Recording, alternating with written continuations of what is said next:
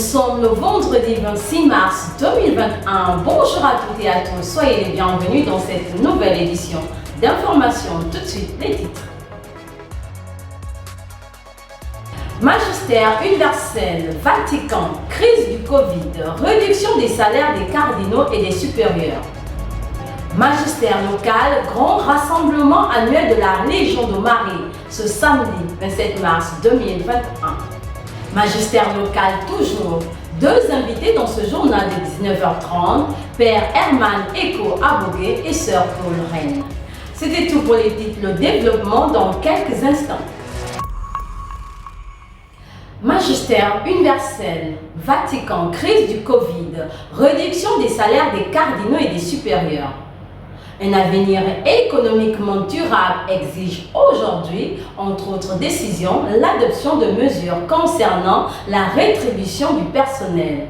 Tels sont les premiers mots du motu proprio par lequel le pape François engage une réduction proportionnelle et pour une durée indéterminée de la rémunération des cardinaux, des chefs de dicastère et des secrétaires de tous les prêtres religieux et religieuses en service au Saint-Siège. Magistère local, table ronde sur le thème coutumes et traditions à la lumière de la parole de Dieu. Il s'est tenu le 25 mars 2021 au siège de l'aumônerie catholique des universités et grandes écoles à Cuges, une table ronde sur le thème coutumes et traditions à la lumière de la parole de Dieu. Animée par le Père Blanchard, religieux trinitaire, cette table ronde avait pour but de démontrer que l'on peut être un bon chrétien tout en étant un bon africain, ancré dans les valeurs justes de nos us et coutumes.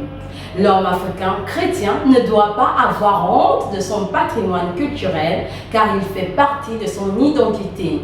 Cependant, il faut toujours avoir un regard clairvoyant pour reconnaître ce qui, dans nos traditions, ne relève pas l'homme dans sa dignité et mérite ainsi d'être transformé à la lumière de l'Évangile. Retrouver dans nos traditions les bonnes mœurs d'antan, oubliées et qui mériteraient d'être exhumées pour l'édification de l'homme africain d'aujourd'hui. Notre thème d'aujourd'hui, coutume, tradition, parole de Dieu. Nous allons procéder à cette précision terminologique. Dans un deuxième temps, nous allons procéder à une analyse qualitative, sinon critique, de nos coutumes et traditions à la lumière de la seule raison.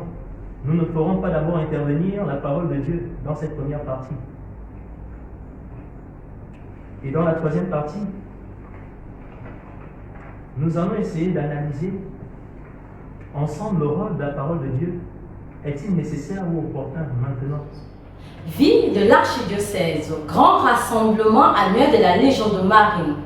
Le comité Notre-Dame de la Persévérance organise ce samedi 27 mars 2021 le grand rassemblement annuel de la Légion de Marie.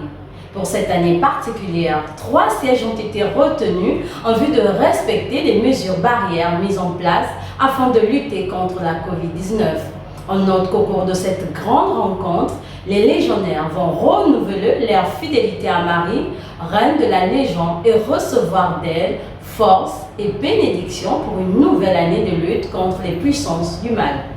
Écoutons le président de la Curia de Notre-Dame de la Nativité de Nkembo au micro de nos reporters. Il s'agit du grand rassemblement annuel de la Légion de Marie sous le nom de l'ACS qui doit se dérouler le 27 mars sur 3 sites. À cause de mesures barrières, nous avons choisi 3 sites, laquelle les 3 paroisses qui ont été retenues: la paroisse Saint-Michel de Nkembo, la paroisse Notre-Dame des Apôtres et la paroisse Saint-Thomas d'Antoum. Le rassemblement commence dès 8h. Samedi dès 8h, nous avons le rassemblement. 9h à 9h30, cantique à Marie, prière d'ouverture, chapelet et caténan. 9h30, 9h40, bref allocution sur le sens de la consécration à Notre-Dame.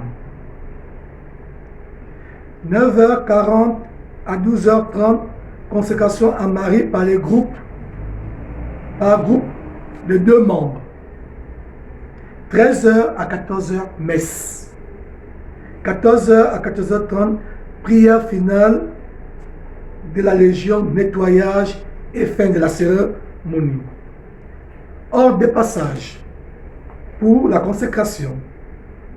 En premier lieu, nous avons les aumôniers, suivis des officiers de commission et suivis des présidiats rattachés à chaque curia. Et là, au niveau de Saint-Michel, on aura 3 curias. Il s'agit de la curia Notre-Dame de la Nativité, la curia Sainte-Famille et la curia Notre-Dame de l'Assomption. Au niveau de Notre-Dame des Apôtres, on aura la curia de la Trinité, la curia Notre-Dame des Apôtres et les présidiums rattachés aux commissions. À Saint-Thomas d'Antoum, on aura la délégation des légionnaires des Cook, des Cocobiches, de Kango et d'Antoum, y compris la curia Notre-Dame de la Bonne Délivrance. Célébration des rameaux et de la Passion du Christ dans l'archidiocèse de Libreville. L'ouverture de la Semaine Sainte se fera dans toutes les paroisses de l'archidiocèse de Libreville avec la célébration du dimanche des rameaux, une fête qui marque l'entrée triomphale de Jésus à Jérusalem.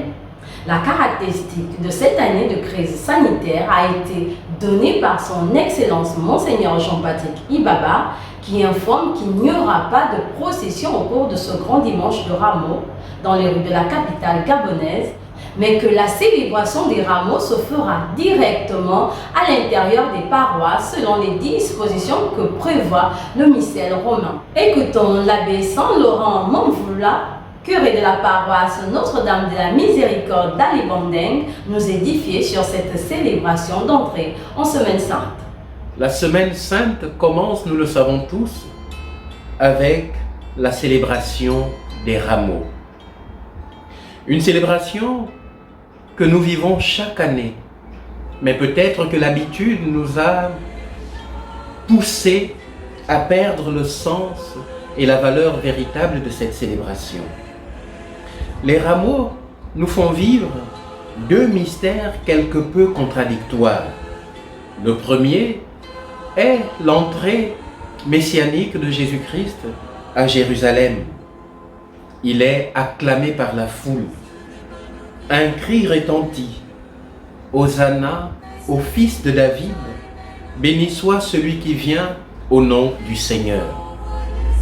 Ce mystère est celui à travers lequel l'homme reconnaît, l'humanité reconnaît en Jésus-Christ son Dieu et son unique Sauveur. Mais à cette clameur va s'associer une autre, plus triste, plus sombre. Et un cri accompagne cette deuxième clameur, à mort, crucifie-le. Le dimanche des rameaux est donc aussi pour nous, pour l'Église tout entière, le dimanche de la Passion. Le dimanche d'un Dieu, du mystère d'un Dieu qui meurt. Et c'est contradictoire.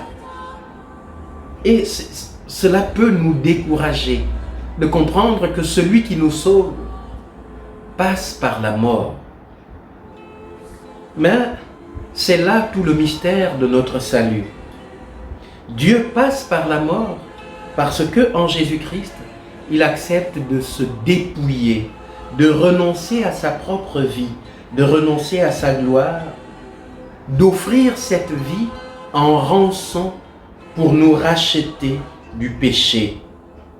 Nous étions esclaves du péché et Jésus livre sa vie pour que nous ayons la vie.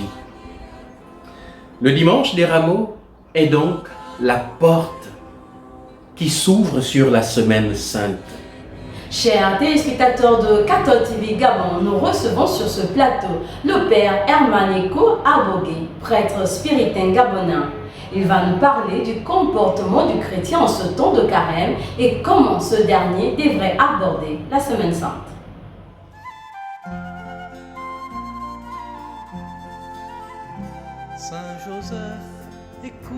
Chers téléspectateurs de Cathode TV Gabon, nous recevons sur ce plateau le père Herman Eko Abogué, prêtre trinitaire gabonais. Nous sommes dans la dernière semaine du temps de carême. Pouvez-vous nous dire quel comportement devrait adopter le chrétien catholique durant cette période? Déjà, je dirais que pendant ce temps de carême, le Christ nous a conduits au désert. Au désert, un moment pour prier, pour méditer, mais aussi pour réfléchir. Mais surtout pour découvrir une personne, la personne de Jésus. Et le désert, c'était un endroit propice parce qu'il y a le silence. On peut s'arrêter à un moment donné et puis se poser des questions essentielles. Et les évangiles que nous avons parcourus tout au long de ce temps de carême nous ont permis de parcourir, de voir un Jésus qui était consterné, touché, blessé par ses proches, qui a été refusé, repoussé. Cela nous permet de comprendre quelle est la décision qu'il va prendre pour l'humanité de la sauver. C'est-à-dire des hommes, des personnes qui l'ont rejeté, mais il va accepter de mourir pour elle. Ça nous permet d'entrer dans la Vigile pascale, dans la passion qui va suivre, en ayant le regard fixé sur un Christ, une personne qui ne manifeste autre chose que l'amour. Parce que accepter de mourir pour les personnes qui nous ont trahis, refusés, je ne sais pas s'il y a un autre signe plus éloquent que cela. Alors en entrant dans le temps de la Passion, la Vigile pascale, c'est justement ce regard d'un Christ aimant que nous devons avoir et qui nous interpelle nous aussi en retour à partager cet amour, à vivre de cet amour et surtout à nous sacrifier pour les autres. Vous êtes prêtre spiritain. Parlez-nous de vous et du charisme des spiritains. Je suis spiritain, oui.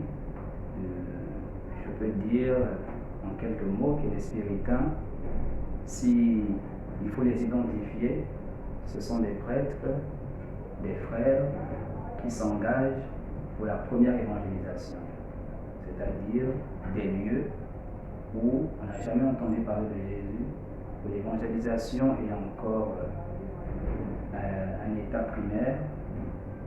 C'est à ce endroit qu'on trouve les spiritains, pour commencer l'œuvre, pour donner Jésus aux personnes les plus délaissées, aux personnes qui sont reculées, aux personnes dépourvues de la vie et de l'amour du Christ.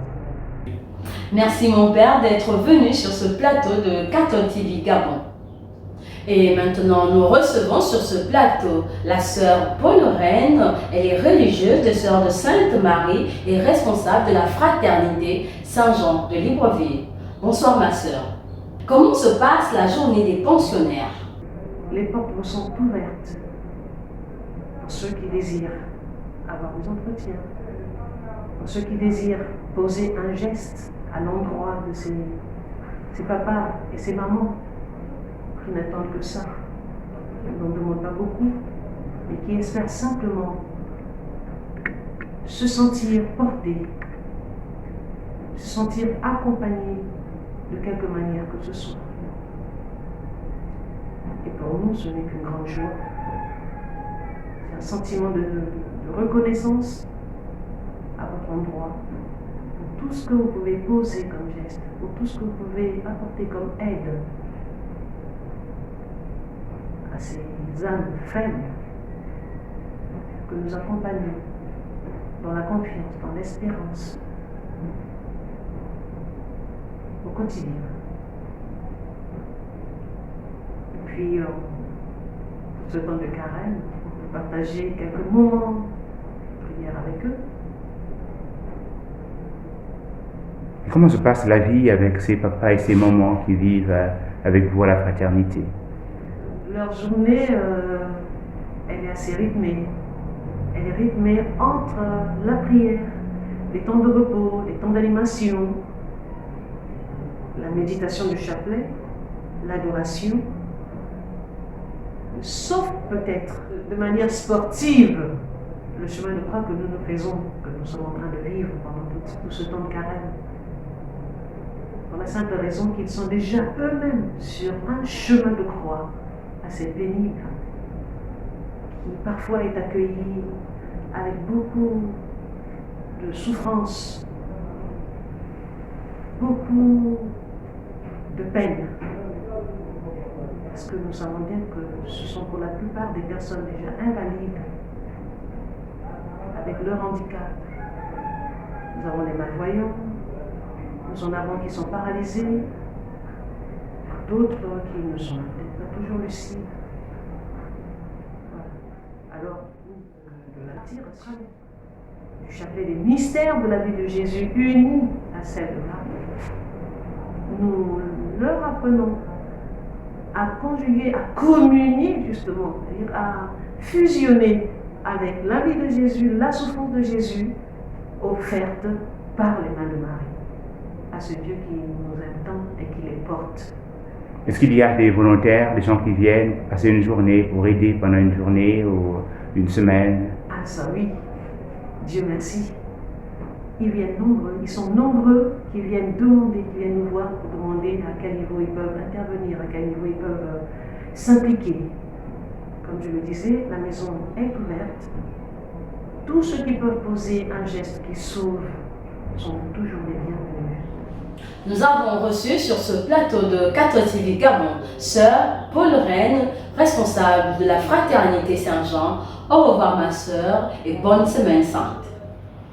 Communément appelé confession, le sacrement de la réconciliation permet aux chrétiens de retrouver la lumière de la grâce de Dieu et laisser le Christ guérir son âme. C'est un mandat que l'Église a reçu du Christ et qui est exercé aujourd'hui par les successeurs des apôtres et leurs collaborateurs, les prêtres. Suivons cet extrait qui nous donne de plus amples explications sur sa nature et ses effets. Quand on a perdu la lumière de la grâce, il n'y a qu'un seul moyen de la retrouver, la confession. À la confession, par le ministère de l'Église, nous sommes réconciliés avec Dieu. Pourquoi ne serait-il pas possible de faire cela en direct, donc directement entre Dieu et moi? Pourquoi la réconciliation passe-t-il par le ministère de l'Église? Jésus a dit à ses apôtres, « À quiconque vous pardonnerez les péchés, ils leur seront pardonnés, et à quiconque vous les retiendrez, ils leur seront retenus. » La réconciliation est donc un mandat que l'Église a reçu du Christ. Et l'Église continue à exercer ce ministère aujourd'hui par les successeurs des apôtres et leurs collaborateurs qui sont les prêtres. Donc, ce mandat de Jésus est clair et net. Mais il y a aussi d'autres raisons pour lesquelles la confession a du sens tel qu'elle est. Dieu laisse l'homme prendre part à l'œuvre de la rédemption par les sacrements.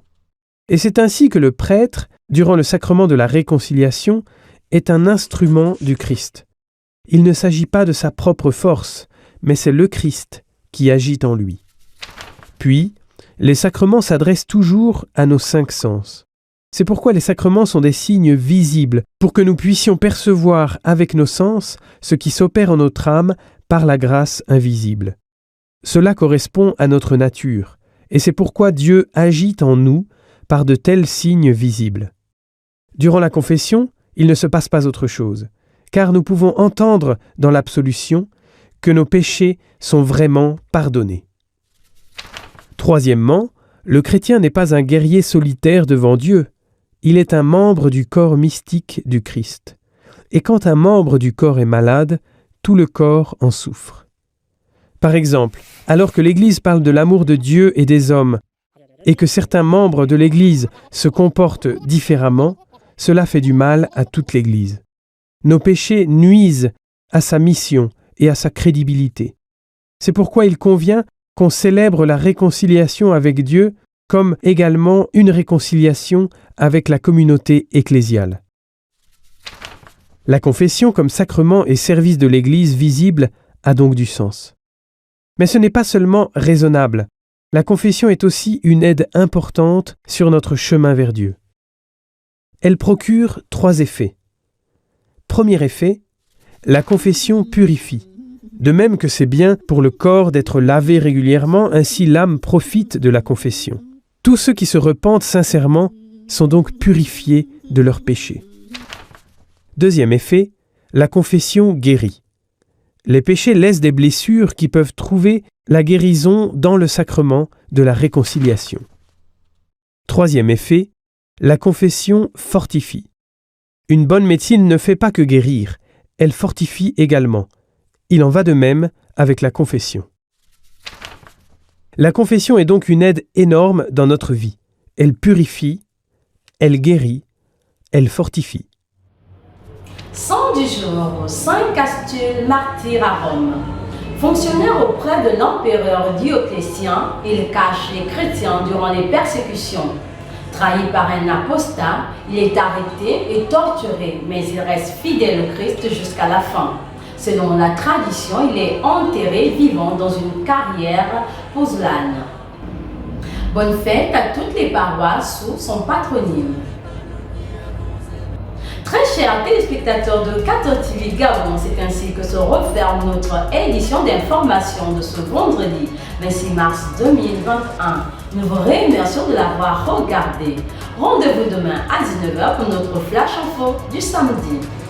En route pour les 200 ans de notre Église, gardons la foi, l'espérance et la charité.